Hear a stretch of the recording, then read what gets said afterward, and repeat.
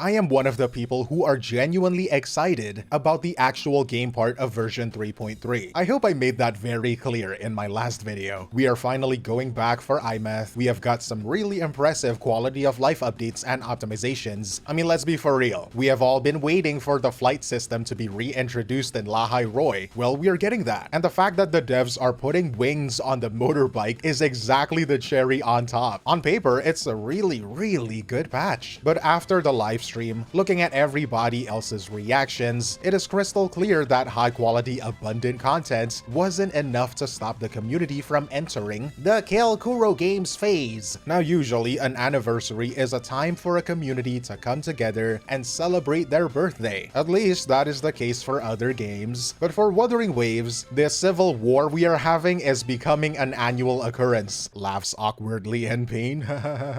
On one side, you have people like me, the people who argue that the best gifts a developer could give are a ton of new content to play with, like a massive regional expansion, quality of life updates, better graphics, better exploration, better waifus, better money, my clothes better, my shoes better, I work harder, frick y'all haters, I frick y'all see this. But on the other side, you have people who are the opposite of that, not saying that they are wrong and they're not allowed to voice their concerns. It's nothing like that at all. But to them, an anniversary is like an unwritten deal where the developer says thank you for playing our game and then shows their appreciation with in-game rewards. Because apparently Sol and Lee didn't bring the birthday cake people expected, like a 1.x 5-star character selector or a mountain of poll currency. These people went from excited to resentment. It has led to a situation where people are calling this a 9.5 out of 10 patch, but a 3 out of 10 anniversary. I have seen some harsher words as well, like piece of garbage adversary. I mean, if you looked at the internet for the last few days, you have probably seen some really mad people. So much so that I asked myself, are these people really getting mad over the number of polls or the lack of free 5-star character? It turns out the answer is way deeper than that. And so today I'm going to explain all that. We're talking about Ouroboros Waves, a fitting name for the relationship between Wuthering Waves developers and its players. We are talking about why the CEO of the company looked like he just lost a 50-50 to Ling Yang instead of hosting a birthday party. We are talking about how Kuro Games tried to listen to every single piece of feedback from last year to make this anniversary perfect in their point of view, but in doing so, they might have accidentally took the soul right out of the celebration. They are facing the real cost of trying to please everyone. And without wasting more of your time, let's talk about it. So let's look at this contradicting situation in the space. By having the best content update in the game's history, while simultaneously somehow having the most miserable fanbase. If this was just a random patch in the middle of the year, people would be calling it the best patch Wuthering Waves has ever had. People would be talking about the story and recalling the lore. People would be talking about the motorcycle literally having wings. But the catch is that it's not a random patch. It's the second anniversary. What is supposed to be the happy thing ends up being the problem. You see, in a gacha game, and this goes for literally every other game in the genre, an anniversary is a really big deal. Some might say a milestone. With the pace of how quickly games come and go, launch and EOS in the space, the anniversary is basically a special moment between the game and the players, where the developer gives back to the fans, saying thank you and I love you, with a lot of rewards and a party. The problem with the 3.3 livestream is that it felt like a business meeting, a corpo roadmap. Kuro showed us a lot of cool stuff to buy and a lot of work they have done for the game, which is obviously very nice, but zero festivity. It is why the most common phrase you will see on the internet right now talking about this topic is that this is a really good patch, but a bad anniversary. And logically, a good product doesn't always make for a good celebration. The actual game content is at an all-time high. I can guarantee you that, but the celebration of the people who actually play the game felt like an afterthought. It feels cold. But why does it feel cold? So I did a little digging, and I realized that the coldness didn't just come from the rewards, it started with the feeling. Treat these gacha games like what it actually is, a gambling casino, and you will start to see it differently. Maybe you will see something you weren't able to see before. Something I found is that people look at gacha games not as games, but as deals. When they play a game, they have subconsciously wired their brain and look at the reward calculus. Is the company actually giving us a good deal, or are they just being cheap? How are my returns for the investment of time and effort I have put in the game? You know, the poll number has been going going around the community like a bad smell in an elevator.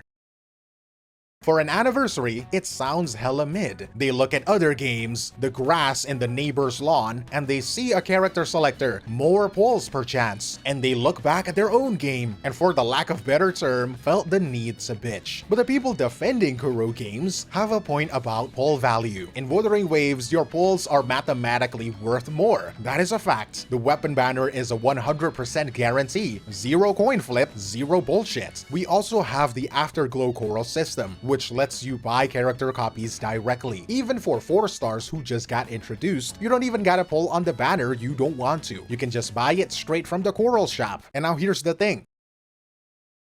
People don't actually play gacha games for the mathematical deals. What is actually good for you, right? They play for the feeling. An anniversary, an annual celebration needs a tangible gift. Something you can see and feel the impact of right away. Instant dopamine, like a free 5-star character selector. Or heck, let's say a character is way too much for some reason. A free 5-star signature weapon of your choice would be good enough. Cause let's assume the free-to-plays don't always have the luck and the resources nor the time to constantly be able to pull for characters and their signature weapons every single patch. Or maybe let's just up those numbers. And so without that one big thank you item, the reward starts to feel like your boss is giving you a fruits basket instead of a Christmas bonus. I mean, it's objectively good for you. It's good for your body. Especially I know some of you that don't eat your fruits, but it doesn't make you feel appreciated, you know? This feeling of being undervalued gets worse when you look at the banners. We are seeing in real time a complete Thanos finger snap of the 1.x roster. Characters like Changli and Jinshi, even Jiyen, the icons that carried the game's first year, are just gone. There are no reruns, let alone even a mention of them. It feels like the developers have moved on to their shiny new toys and left their old characters to rot, which is not really a good feeling when we're talking about the birthday of the game we love, especially for those of us who have played since launch. Some of us have grown attached to a character. Some of us made them our avatars because we relate to them so much. It is somewhat sad to see, but I haven't found my black and green color themed waifu in this game yet, so I hope y'all stay safe out there. I'ma be here waiting. It is hard to convince the players that their past investments still matter if you can't celebrate the history of the game during its own birthday. The world and its characters feel disposable. Definitely something you won't want to feel. And that sense of disposability, it wasn't just in the banners, it was written all over the faces of the people running the show. The energy of the stream itself. If you watched the first anniversary, you would remember how Solan Lee was expressive, maybe a bit dramatic, but that is what makes him charming. And he definitely had personality. Unfortunately, not everybody likes fun, so at the time people called it cringe. It made them feel awkward or embarrassed for him. So Kuro Games, being the company that, unlike a majority of these gacha companies, they actually listen to their player base. So what did Kuro do? They overcorrected. They tried to fix a mistake so hard that you actually create a brand new problem by going too far in the opposite direction. This year, what we got was a nonchalant version of Solan Lee. Nonchalant means acting like you don't really care or being so calm that you look almost bored. Nobody likes nonchalant people, okay? Don't believe what these TikTok videos tell you. 𝗖cie𝗽𝗆𝗆 wouldn't be getting as many e-girls DMing him if he was nonchalant. You fucking...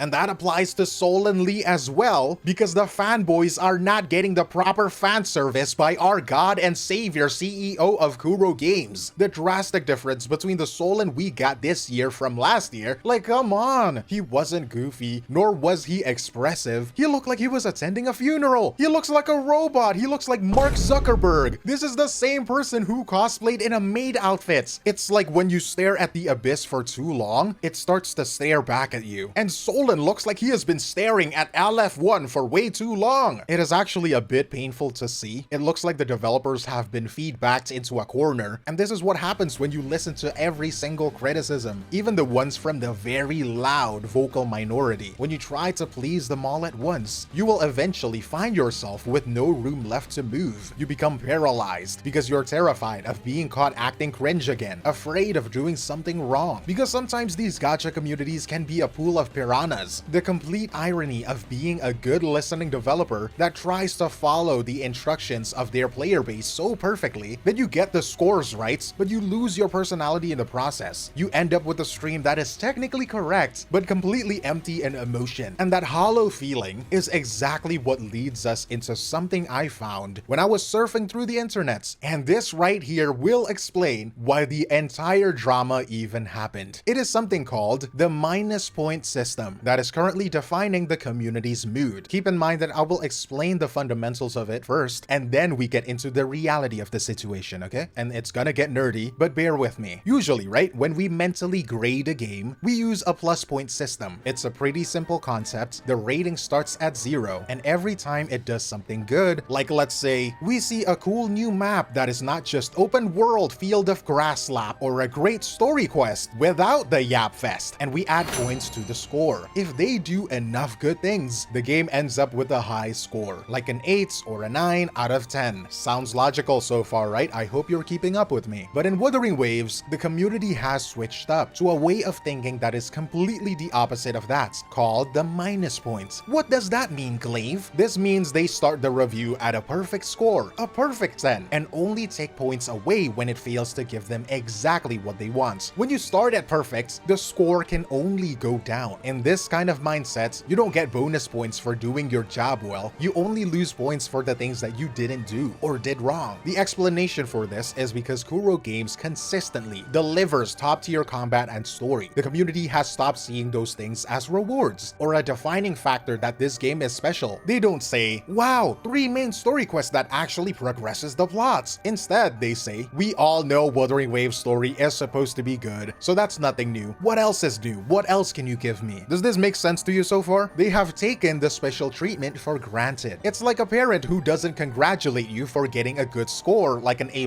but will scream and nag you the moment you get an A-. An A- isn't necessarily a bad grade, but it's not a good grade to them. It's a failure to be perfect. And if that sounds bad, that is not even the worst part, because the conversation starts to get really toxic when we talk about the fact that Wuthering Waves is actually, surprisingly, not a perfect game. If the game has ongoing problems, like the unaddressed fixes or optimization issues, or the story apparently not appeasing the target audience, the minus point thinkers sees those problems as debt. The community feels the developers owe them. If the update provides amazing content but doesn't fix the issues, minus points. If it does fix the issues but the content is just okay, minus points. In their head, the starting score isn't the current state with issues, it is the fixed perfect version of the game they think they deserve. They are subtracting points from a future version of a game that doesn't even exist yet. And if this issue keeps on getting unaddressed, the minus point thinker sees that as neglect, and it actually gives the negative number a multiplier. The thought process goes like, you haven't fixed the optimization issues, you haven't fixed the quick swap power creep, and you're being stingy with the rewards? That's 3 minus points for 1 mistake. The existing problems make every new error feel 3 times worse because it feels like the developers are ignoring the player's pain. But the bar isn't just set by Kuro's past mistakes, it is set by everyone else's wins. The community likes to Frankenstein their way into criticizing the game. What does that mean, right? The community isn't judging Wuthering Waves against itself anymore, or ever at this point. Instead, they're judging it against an imaginary, delusionally made ultimate gacha game, made of every other game's best traits. Zenless Zone Zero gave a free skin, Honkai Star Rail gave a free new 5-star character, Genshin Impact gets more revenue. Even if that is all they have going for it, somehow it is still a way to dunk on Wuthering Waves. With the amount of times the Wuthering Waves community had to fight back against the labels and the bad-mouthing from the haters, subconsciously they start to treat it as a competition and hoping Wuthering Waves is the winning horse. The most toxic trait of the gacha community is not their allegiance to their respective gacha tribes, it is their ego. They are not mad because of the lack of free stuff, they are mad because they want their choice of game to look better than the others. They want to be able to dunk on other fan bases, and suddenly when it doesn't fit their delusion, it doesn't matter if the gameplay is better or the world is bigger. If it's not the ultimate gacha that beats every other game's generosity combined, the live stream is a piece of shit garbage adversary. A new meme got created over this issue that started getting traction recently, and I think it's super fitting for the situation, Ouroboros waves, a symbol of a snake eating its own tail, resembling a cycle that never ends. The community demands a change, like the first anniversary banner, where the very loud part of the community called it predatory. Kuro listens and removes it. But then, the community looks at the empty space where that banner used to be and complains that there are no anniversary reruns. They find a new hole to be unhappy about. Kuro tries to fill the hole, and the cycle starts all over again. It's a hunger that literally cannot be satisfied because the more Kuro gives, the more the expectation moves. When you're stuck in a loop where the game is constantly eating its own progress just to keep the players from revolting, you have to wonder what the final cost is going to be, not just for the game, but for the people making it. If you keep subtracting points from someone who is trying their best, they might just stop trying to win at all. Something to think about, huh? So looking at the big picture and everything we have talked about, where does that leave us? The real takeaway here is a question of priority. They reviewed the feedback from last year, followed every instruction, and checked every box to avoid getting in trouble again. Sounds like they're walking on eggshells. But the thing about being perfect can most of the time feel incredibly soulless. A masterpiece updates for sure, but zero festivity comes along with it. And on an anniversary, that is usually what us players are looking for. It makes me wonder if a developer can actually truly survive being this responsive if Kuro continues to let the loudest, angriest voices in the room dictate their vibe and decision making. They might just lose their identity entirely. They might have the best graphics in the space and flying motorbikes, but if there's no passion behind the presentation, the players will eventually stop feeling like they're a part of a community and start feeling like they're just customers in a store. But maybe it already felt that way for a while, and we never really paid enough attention to notice it. Version 3.3 will likely be remembered for two opposite things. It's a massive high point for the actual gameplay, but a real low point for the community spirit. At the end of the day, I said this in my last video as well, a game can't survive on free polls alone, but a community shouldn't feel like an afterthought during its own birthday. Let me know in the comments below what you think, but that is all from me, 𝗖cie𝗽𝗆𝗿𝗵𝘁, and I will see you in the next one. Cheers!